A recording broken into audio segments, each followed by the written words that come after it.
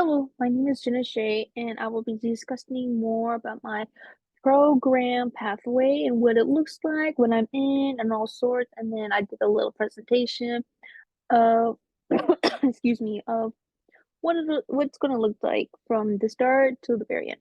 So, what does my successful completion of my program pathway look like? Well, um, I feel very confident in the first term that we are in. I like how it just first started off right from the start. You're doing work, lots of work, and I'm okay with what I'm trying to do different this schooling than my bachelor's is I want to be more on top of my work, be more consistent with it. And obviously when future observed teachers, I'm hoping to take on or take their knowledge and information and provide it to me. And hopefully I can either use their information or switch it around a bit and stuff. So I am very excited to see my future in this credential and how it's going to make me a better person, a better teacher, a better educator. I'm very excited to see where this leads. So I did a little presentation on my pathway. So here it is. I did it in a cute little classroom background, for the teacher vibes. So here it is, Pathway by yours truly. So what program pathway am I doing? So the one that I am currently doing is a multi-subjects for student teaching. I feel I want to do student teaching because I would want to observe, as it says, it starts for the first two terms of clinical 1 and 2, that I want to observe, making sure I'm doing the right thing, taking excellent knowledge from the master teacher that I will be observing from, and hoping to build that great connection with them. And yeah, I just feel like the multi-subject is just I love children. I want to do like grades between like kindergarten, fourth grade, but who knows? Maybe I will observe or student teach at a fifth or sixth grade, and I'm gonna love the other kids. So here is my master plan of study. Currently, we are in March term, the March 6th, 2023. And these are the current classes we are in. The EDU 62030, the professional learning and practice. And the other one would be the education EDU 62040A, educational foundations. The one that we are currently in is the professional learning and practice. I feel I have observed some good knowledge from this class so far. And even though we're already halfway through the term, it's crazy to think that we're already halfway through there. And I think the knowledge I have been receiving, reading the books that's been provided, has been very helpful. So for the next term, which is the May, I'm I'm hoping to do another class, but again, this is all set in schedule. Like I am totally fine with going with the flow. So it's going to be the TEL 71710 educational technology. So I I'm hoping there's not a break during the summertime because I want to try to get it done over with. I would really love and I really want to do summer school. So, get on top of it. I don't get to take a break and then start to slack off. That's the one thing I do not want to do. So I'm hoping I can add like another class, obviously as well for the June term. And then I'm excited for the August term. That's where we first do our clinical stuff, pretty much where we do our first observations, which I'm very excited to do.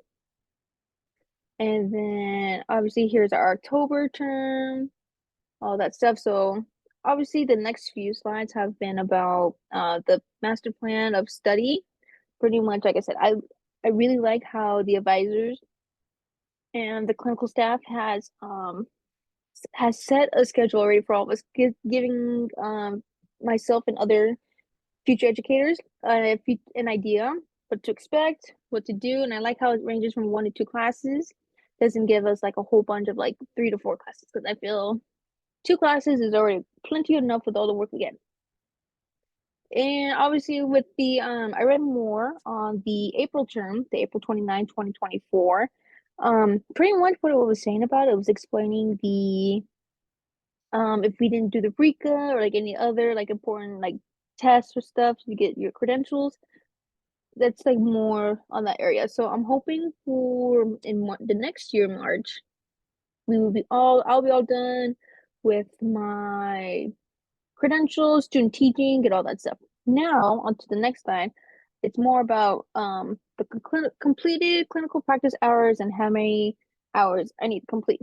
So, in the first term, I believe it was, yes, it was the August term.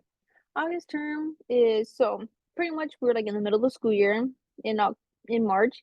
So how I see and I observe this is like I think I start at a good time in March because once when August comes, that's when the new school year comes. So first we do the August term, which would be clinical practice one, which I'll be observing would be 60 hours.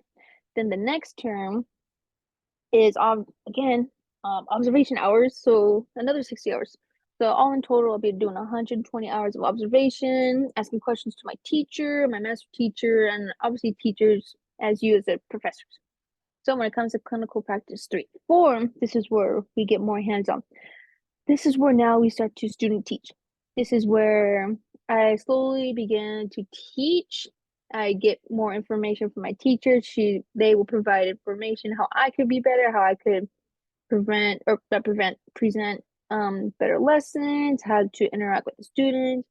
And with clinical practice 4, that's where you kind of go solo, but the master teacher will still be there, but we're still gonna go solo. So I'm excited for this, and we need a grand total of 600 hours.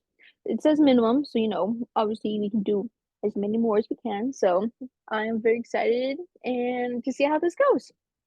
Lastly is the formal evaluation. So that is where we do the videos of student teaching. Obviously, they were supposed to be done during clinical practices 3 and 4. Unfortunately, maybe I have been clicking or missing the link or something. I wasn't able to find information about how many hours it's supposed to be. Um, so if you could help me out there, I would much appreciate that. Um, Other than that, in detail, share your backup plan if you get off track. So if I were to get off track, I would take a deep breath, talk to myself, and I would take a look at myself and be like, "Hey, what's going on? This is not where we're supposed to be." So I want to be better for myself. Like I said in the beginning of this video, I said I want to be better than I was at for my bachelor's degree, where I want to be on top of my work. I got a planner for myself. So obviously, if I notice I'm slacking off, I'm gonna look at my planner, making sure I have done all the assignments, all the discussion posts, all that, just to make sure that I keep on track. Other than that, I hope you enjoy my little video. You saw my cute little presentation of my little classroom. I hope you enjoy that. Thanks for listening, and I hope you have a good rest of your weekend. Thank you.